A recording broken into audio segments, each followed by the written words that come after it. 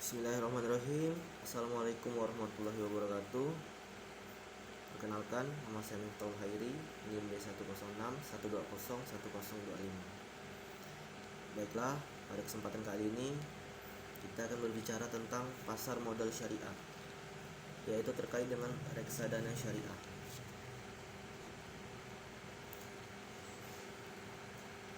Pengertian reksadana di negara lain, reksadana itu dikenal, yang pertama untuk di Inggris, dikenal dengan unit trust, yaitu artinya adalah saham kepercayaan.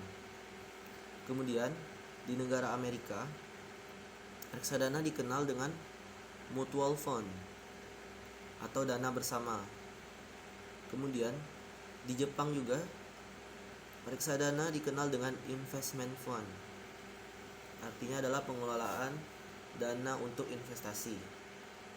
Nah, di Indonesia sendiri menurut KBBI itu ada dua muatan, ada dua konsep, yaitu ada reksa dan dana. Reksa sendiri memiliki arti jaga, penjaga, atau juga pelihara. Kemudian dana itu artinya adalah uang atau sejenisnya, himpunan yang lainnya gitu. Kemudian secara bahasa, reksadana berarti kumpulan uang yang dipelihara menurut Kamus Besar Bahasa Indonesia. Kemudian reksadana secara istilah berdasarkan Undang-Undang Nomor 8 Tahun 1995 tentang pasar modal, reksadana adalah wadah yang digunakan untuk menghimpun dana dari warga pemodal atau masyarakat pemodal untuk selanjutnya diinvestasikan dalam portofolio efek oleh manajer investasi. Kemudian reksadana sendiri terbagi menjadi dua, yaitu reksadana yang pada umumnya, reksadana konvensional, dan reksadana syariah. Reksadana secara umum atau konvensional menurut OJK adalah reksadana yang dapat berinvestasi di semua jenis efek keuangan seperti saham, obligasi, dan deposito dengan batasan-batasan investasi sebagaimana yang ditetapkan oleh otoritas jasa keuangan. Artinya itu yang secara legal. Jika tidak sesuai dengan OJK itu kita kenal dengan yang ilegal. Kemudian ada reksadana syariah. Reksadana syariah adalah wadah untuk menghimpun dana masyarakat yang dikelola oleh badan hukum yang bernama manajer investasi atau MI. Nah, reksadana syariah sendiri ini bedanya dengan konvensional. Kalau konvensional itu secara umum menurut OJK. Nah, kemudian yang syariah ini sesuai dengan ketentuan syariah. Artinya tuh segala jenis efek keuangan itu boleh selama sesuai dengan syariah Islam. Selanjutnya reksadana syariah. Bicara tentang reksadana syariah, reksadana syariah itu merupakan reksadana yang beroperasi berdasarkan ketentuan prinsip-prinsip syariah, baik dalam bentuk akad antara pemodal yang menjadi pemilik harta. Dalam reksadana syariah itu ada sahib al-mal atau rob al-mal dengan manajer investasi. Di reksadana syariah itu menjadi wakil sahib al-mal dengan pengguna investasi, itu adalah pihak ketiganya lah yang kita sebut. Kemudian dengan demikian reksadana syariah adalah reksadana yang pengelolaan dan kebijakan investasinya mengacu kepada syariat. Kemudian reksadana tidak akan menginvestasikan dananya dan obligasi dari perusahaan pengelolaan atau produknya bertentangan dengan syariat Islam. Misalnya industri peternakan babi, jasa keuangan yang melibatkan riba dalam operasionalnya, dan bisnis yang mengandung maksiat, karena hal-hal tersebut itu sangat bertentangan dengan syariat Islam kita. Selain itu mungkin contoh lain itu terkait yang operasionalnya itu apa, sistem dari reksadananya itu mengandung unsur gharar, unsur dusta gitu, itu juga dilarang. Baiklah, selanjutnya reksadana, perkembangan reksadana syariah. Sebelumnya ada yang namanya reksadana, sekarang berkembang reksadana syariah. Nah, reksadana syariah ini sendiri pertama kali diperkenalkan di tahun 1995 oleh National Bank Saudi Arabia menggunakan nama Global Trade Equity dengan kapitalisasi modal 150 juta. Lalu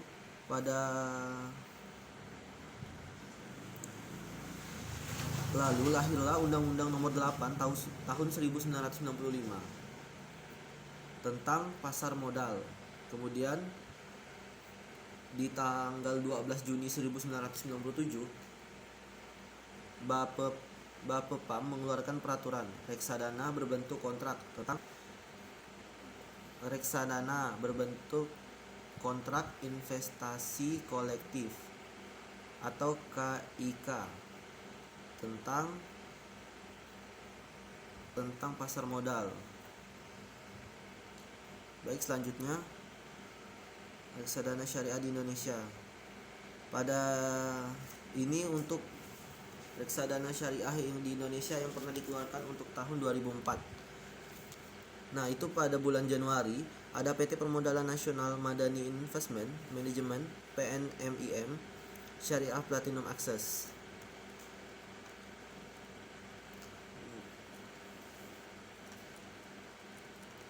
Nah, di bulan Januari sendiri itu PT PNIM, kita sebut PT PNMIM Syariah Platinum Access, dalam hal ini berperan sebagai agen penjual sekaligus bank penerima pembayaran reksadana PNM Syariah yang dikelola oleh PNMIM.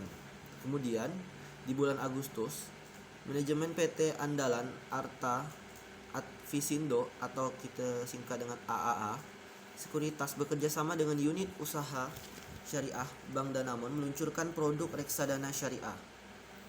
Produk reksadana syariah itu diberi nama AAA Syariah Fund, yang dimaksudkan untuk melayani nasabah yang membutuhkan layanan pengelolaan investasi berprinsip syariah. Kemudian pada bulan September itu PT Permodalan Nasional Madani Investment Management atau kita kenal dengan PNMIM meluncurkan dua produk reksadana terbarunya, yaitu reksadana PNM Amanah Syariah. Kemudian yang kedua ada reksadana PNM Puas, pasar uang andalan saya. Kedua jenis reksadana ini melengkapi produk reksadana PNMIM yang sudah lebih dulu dipasarkan sebelumnya. Lanjut, pada Desember 2004, Bank Syariah Mandiri meluncurkan produk reksadana syariah.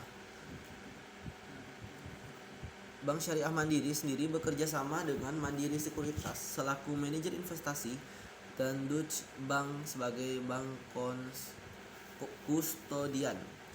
Produk reksadana syariah ini menawarkan pilihan investasi dengan return yang lebih menarik kepada nasabah BSM, Bank Syariah Mandiri. Kemudian di bulan yang sama, di bulan Desember, manajemen PT Bakti Asset Management atau BAM mengeluarkan produk reksadana baru yang diberi nama Big Dana Syariah. Reksadana ini merupakan reksadana yang terbuka berbentuk kontrak investasi kolektif atau KIK dengan hasil investasi yang bersih dari unsur riba dan horor. Nah, sampai saat ini perkembangan reksadana sudah meningkat pesat dan sudah banyak dikenal masyarakat.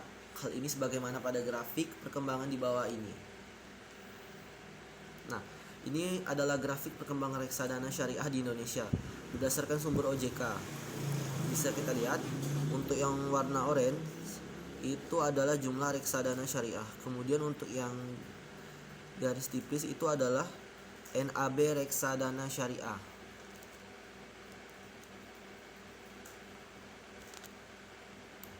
Sebelumnya apa itu NAB? NAB itu adalah perhitungan yang dipakai dalam reksadana syariah, atau yang kita kenal dengan panjangannya itu nilai aktiva bersih, NAB ya, Net Asset Value, yang biasa perhitungannya itu per unit. Nah, ini bisa dilihat dari tahun 2016 sampai dengan 2021 itu terus mengalami peningkatan. Artinya ini menunjukkan bahwa perkembangan reksadana syariah di Indonesia sendiri itu sudah cukup berkembang pesat dan sudah banyak dikenal masyarakat. Kemudian ada prinsip-prinsip reksadana syariah. Dasar prinsip reksadana syariah itu berdasarkan Quran surah At-Taubah ayat 34 yang artinya, hai orang-orang yang beriman, sesungguhnya sebahagian besar dari orang-orang alim Yahudi dan rahib-rahib Nasrani benar-benar memakan harta dengan jalan batil, dan mereka menghalang-halangi manusia dari jalan Allah. Dan orang-orang yang menyimpan emas dan perak dan tidak menafkahkannya pada jalan Allah, maka beritahukanlah kepada mereka bahwa mereka akan mendapat siksa yang pedih. Surah At-Taubah ayat 34. Kemudian prinsip-prinsip Islami dalam investasi.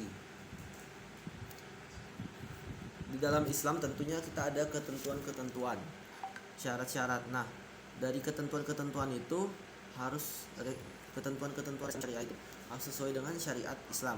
Nah, disinilah terbentuk adanya 5 prinsip Islam dalam berinvestasi, khususnya di reksadana syariah. Yang pertama, tidak mencari rezeki pada hal-hal yang haram, baik dari segi zatnya maupun cara mendapatkannya, serta tidak menggunakannya untuk hal-hal yang haram, tidak menzolimi dan tidak dizolimi juga. Kemudian yang ketiga ada keadilan pendistribusian dan kemakmuran. Artinya dalam hal ini nih bersifat adil gitu, sama-sama, tidak seperti sebelumnya, tidak ada yang terzolimi dan tidak ada yang menzolimi. Kemudian yang keempat, transaksi dilakukan atas dasar ridho sama ridho. Artinya ini atas dasar suka sama suka, tidak ada unsur paksaan.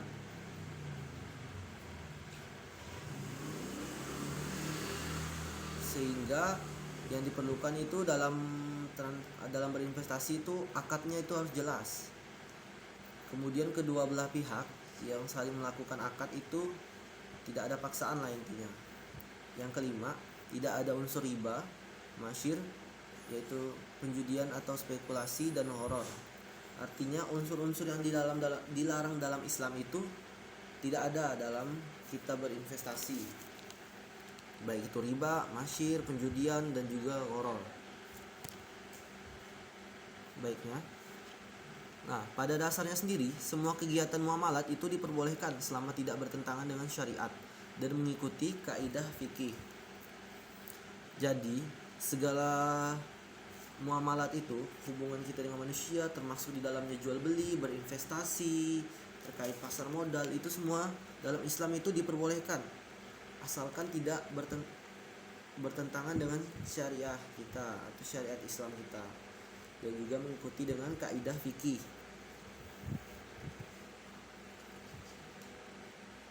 Baiklah, untuk yang terakhir mungkin kesimpulan. Reksadana sendiri merupakan salah satu bentuk investasi yang sedang berkembang saat ini.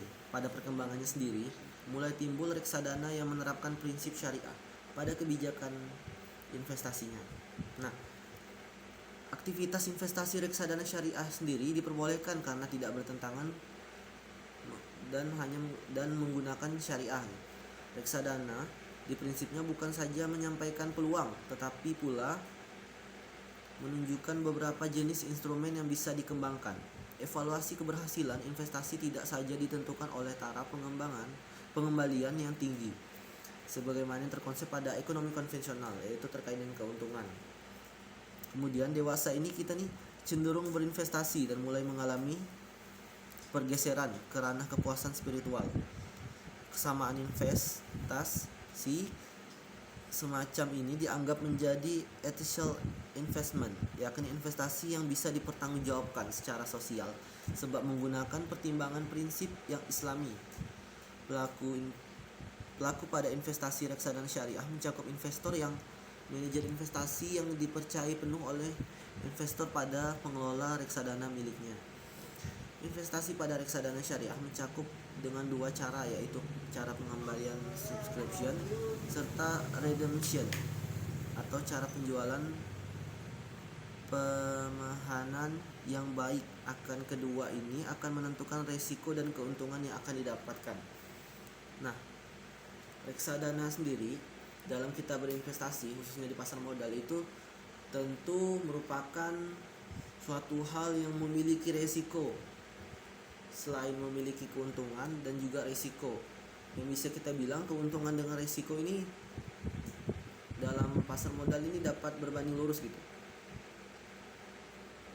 Keuntungan yang besar pasti tentu memiliki resikonya tersendiri. Nah, khususnya kita sebagai mahasiswa, kita dalam berinvestasi kita juga harus memikirkan terkait resiko tersebut. Karena yang mana kita ketahui ini semua terkait dengan uang atau terkait dengan perekonomian kita sendiri. Nah, jika kita mengalami kerugian, tentu saja itu harus kita tanggung sendiri gitu. Tidak ada yang mengganti rugi. Maka dari itu kita sebagai mahasiswa juga harus cermat dalam berinvestasi. Nah, mungkin sekian pada kesempatan kali ini presentasi saya. Kurang lebihnya mohon maaf. Saya Miftahul Khairi pamit undur diri. Wassalamualaikum warahmatullahi wabarakatuh.